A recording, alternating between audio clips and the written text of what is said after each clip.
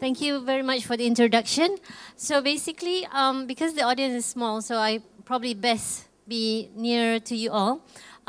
This is a project that we've tried as a pilot at the University of Malaya, Kuala Lumpur. It's actually just a small office space. And what's today is I'd like to share with you some of the process that we've gone through in establishing this pilot project. My name is A.T. Rosemary, and I've got several team members with the project. We mainly lecturers and also researcher. So we do, and we also have postgraduate students under my team. So what we do is that we actually test the current performance of the building. So this research is a collaboration sponsored by University of Malaya and also Panasonic. That's our industry partner. It's under the UM-Care. UM-Care is also the end user later on. I'm a lead volunteer in UM-Cares. UM-Cares is an entity on sustainable development in University of Malaya. KETA is also part of the bigger picture where they come in and talk about greening the campus, and this is one of the initiatives for KETA in greening the campus. So the aim really is to set a frontier in University of Malaya. It may be not a new thing outside the university. It may not be even a new thing outside Malaysia. But in the government sector, where UM is a part of the local IPTA. So we have not tried this ever. So it's a challenge for us, though it may not seem challenging for people who have done it outside the government entity. I'll let you know why in a bit. So the design objective, we put down about 5, which is to create an exemplary office in UM. It's a renovation because UM consists of more than 150 blocks of building in the huge campus. So most of the buildings are getting old and are older than 30 years old. But this building is relatively new. It's about 2 years old, but still it was designed as a conventional building. So our challenge was to take some space in that building and to increase the value, the real estate value of that building by making it more green and making it more sustainable. We also like to see a reduction of energy consumption because energy in UM is one major factor. We pay millions for energy bills. It's a huge amount of money that we use. We also think it's very important for workers. A lot of us go to work, and whenever we realize that the air we breathe, the light that we receive, the air conditioning system that is turned on may not be a good thing for us, may not be a healthy subject for us.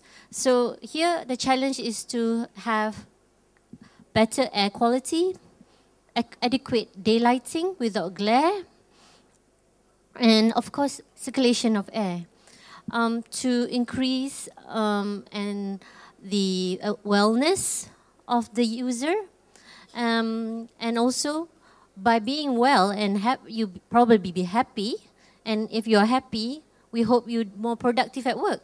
Simple as that. That was the idea. And we wanted to identify and engage with external sources, the industrial partners, people who are like what we have here today, all the people who are in the same game and have all the knowledge and innovative ideas. We want to do that. So the target for today's presentation is threefold. One, of course, to collaborate, to set a collaborative tone with the industry and government bodies. which is very important, I pronounce the industry and government bodies, because a lot of the government bodies are facing the same thing, or sometimes they're not in the know at all. So it's very important for me or for us to actually be engaging and talking to each other, and sharing information, and plus, of course, to develop case studies. This pilot project is very small, only in UM, and I'm sure it has been tested elsewhere before, outside the campus, in your homes or other offices, and I'd like to share that if you have that for discussion today. There are, in any design, there's always the challenges. So a task as an architect like me will have to look at the problems, design problems. So here, we have been offered several spaces, all of them in old buildings, or already established buildings, and they're not green. Some are much, much older than 20 years old. But we decided at the end of the day, we want something relatively new, so that the system that is already employed in the building is not so old. We also look at the aspect of walkability. We also look at the aspect of, as UM cares, which is the owner of the office later on, will be able to approach and educate the campus users. So we target on a building which is closer to all of the people, more centralized.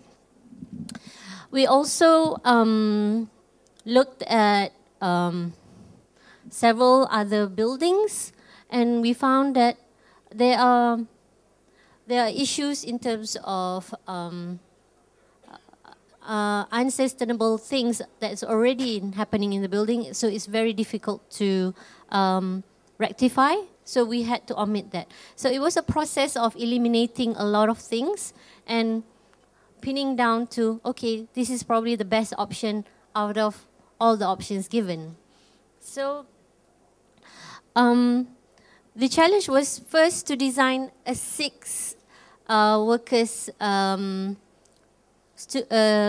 workspace plus 2 offices, and the rest were more like temporary workers who are off-site most of the time rather than indoors, so we had like hot desk. Then the funny thing is that after the design was done, it was tendered out, and suddenly the vice chancellor says, I think I've decided to actually amalgamate 2 bodies into UM Cares. And I go like, but we tendered the drawing for 8 people, sittings for 8 people, and it was designed for 8 people. No, you're going to get now 18 people. And I said, okay. So we had to cancel the tender process contract. It was a contract thing. It was very difficult because management sometimes do not understand the difficulties on this matter. So we had to go through that. So that was the final challenge, and we had to redesign. And of course, the design approach that was taken up was to, we were not very optimistic. I realized that I cannot be too optimistic and be full of theory as a lecturer. As a lecturer, it's easy to say that and teach that at school. But in reality, it's not easy to achieve in the real world. So we decided to only look at the products at 40% of the materials in the office will be of recycled materials. 40% probably will be green product, and 20% are non-green products, because something that we are not able to obtain, or something that we have to recycle from the old office before it been disregarded because of economic purposes, and also that by throwing it away or discarding the existing material, then we need to know where I'm going to put it. So it may not be the best thing to get rid of everything. So we had to compromise. So we looked at several things like the floor, the wall, the furniture design, the ceiling, and the doors. Everything, 3D, three-dimensional in the space, and see what we could use. Like, for instance, the existing door was the usual timber ply, double swing door. We decided to make the office more visual and has a visual connectivity to the outdoor. We don't want it enclosed. A lot of office likes to have enclosed spaces, and people tend to be claustrophobic. And also, you're not friendly to your neighbors because the building consists of other research entities and other offices. So we decided to have a lot of visual connectivity to the outdoor or to the corridor. So the door, I said, it's relatively new door. It's a 2 years old door. There's nothing wrong with it. So let's use it back as a tabletop. Things like that. It was simple things that we take from the existing rather than disregarding it, because then I will have to calculate the carbon footprint for it, for eliminating it, for discarding it. I have to, we are, as a researcher, we have to be answerable to why we're throwing it away. So things like the panel ceiling, the gypsum board, the regular 2x2, we said, okay, we're going to take it off. We're going to have it all bare ceiling like this one where we can see all the services. We decided to do that. But what am I going to do with the bunch of panel ceiling? So we said, okay, we're going to decide to do a student's project. We're going to wrap the gypsum panel with eco cloth, bamboo cloth, organic cotton, and stuff like that. And they will use that as peanut boards for their project. So we give back rather than saying, okay, Mr. Contractor, just throw it away. I don't want to know what's going to happen with that. That will be very irresponsible of this project. So we looked at things to the very, very detail. We took pain over it. Then it was other challenges that we faced was during the contract. The contract, if people who are familiar with the government contract would know, it's really painful because the contract is awarded by class. According to the CIDB, the contractors who are registered with CIDB must also register with University Malaya. There are plenty of contractors who have registered with CIDB, have not registered with University of Malaya. Therefore, we cannot hire you. Let's say if you have good reputation and you have excellent contractors, but you are not registered with University of Malaya, therefore, I'm not able to hire you. So the system is that you need to engage yourself with all the government entities as a contractor, and then we will classify you accordingly. The problem comes is that the government project comes with the class you have in CIDB, which is equivalent to the amount of cost of project. So if the cost of project is low, it's usually given to small-time contractors. The problem with small-time contractors is not that they do not want to do the job. They just do not have enough knowledge.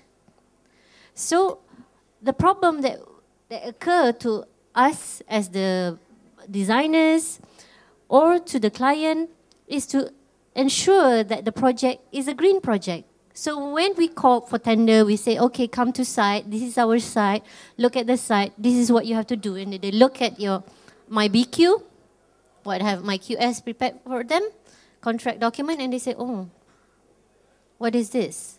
And it's really hard for us to educate one by one, and for me to be convinced that they can do a good job. It was really tough. So we had to even cancel 3 call for tender because they were not eligible to do the job. They had no experience at all in doing a green renovation. They had no idea about using renewable materials or recycled materials. They had never done so. But they have done jobs plenty in University of Malaya for conventional jobs.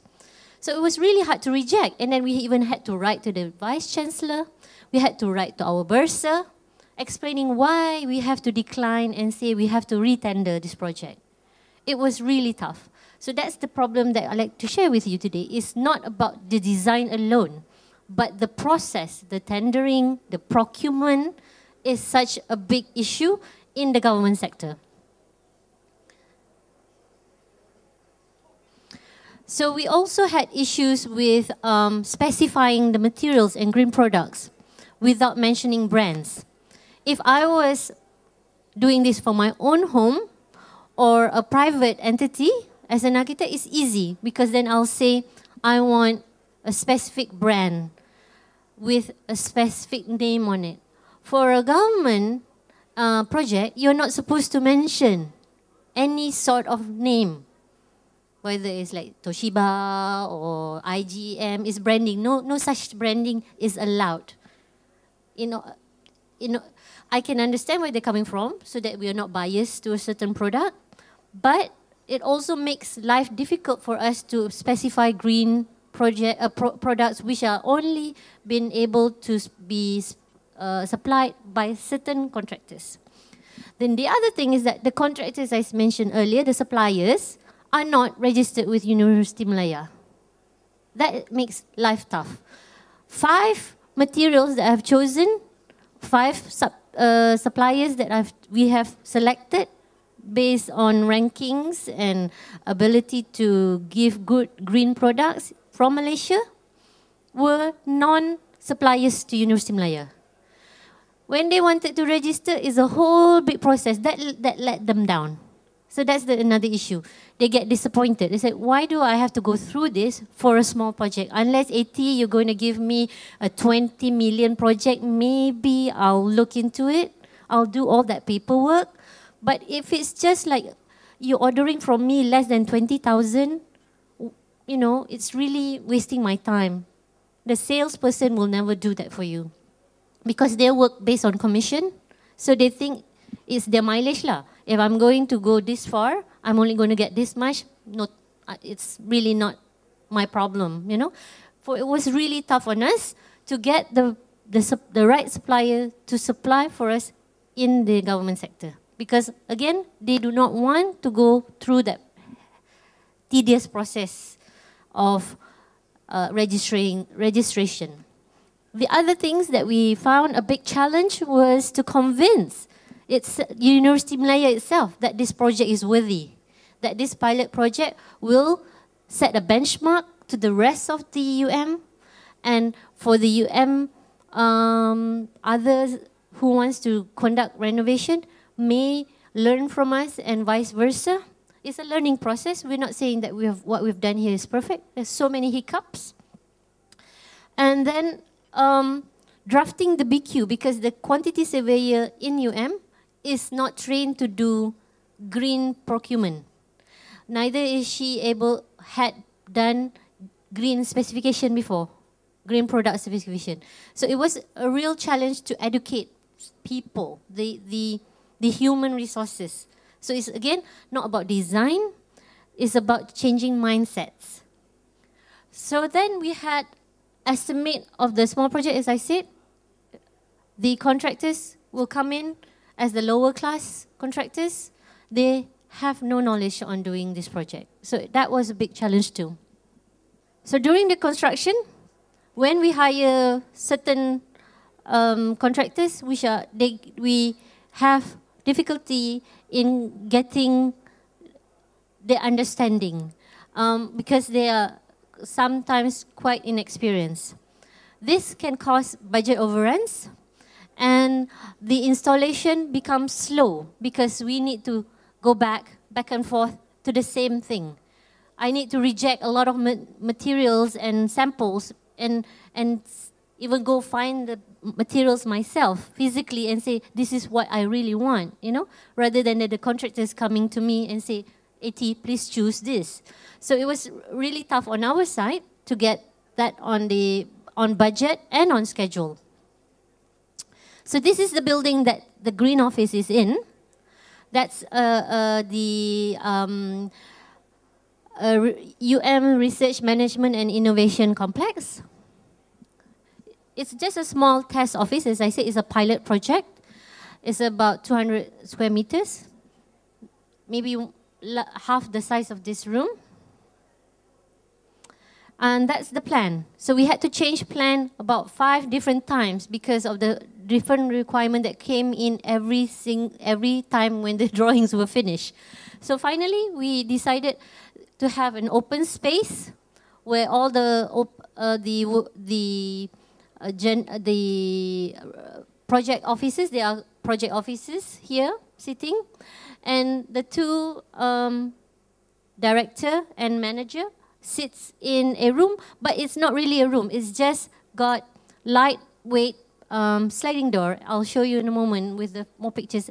And we wanted innovation lab and a small meeting room where projects that they embark can be discussed there. It's like a brainstorming session. And the walls were not only just paint, but we used paint that we are able to draw on. So rather than buying extra material, which is like the chalkboard or the whiteboard, we use paint that we can draw on. I can't advertise them. So, but the idea was that it's to reduce material, to keep it in the minimal, and also double the usage of everything, if not triple the usage of every single thing in a small room. And we made the room very flexible with folding doors, so it can become smaller or bigger in accordance to the usage. So the features are this. We were lucky. We were able to sweet talk Panasonic to give some solar panels. So they installed 4 kilowatts of solar panels. We have a VRV aircon system installed to reduce the air conditioning usage.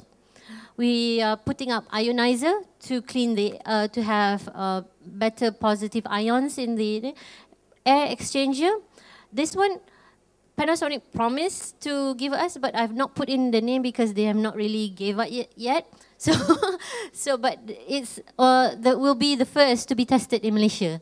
It's the new technology from Japan that was to be tested first in Malaysia, and we'll be having that in Malaya on air exchanger, so that it will filter all the dust particles and all that pollutants from outside, bringing in fresh air every time into the room. Walls are all storage. It's built up all the way to the ceiling level, so everything can be stored more efficiently in a small space and less cluttered.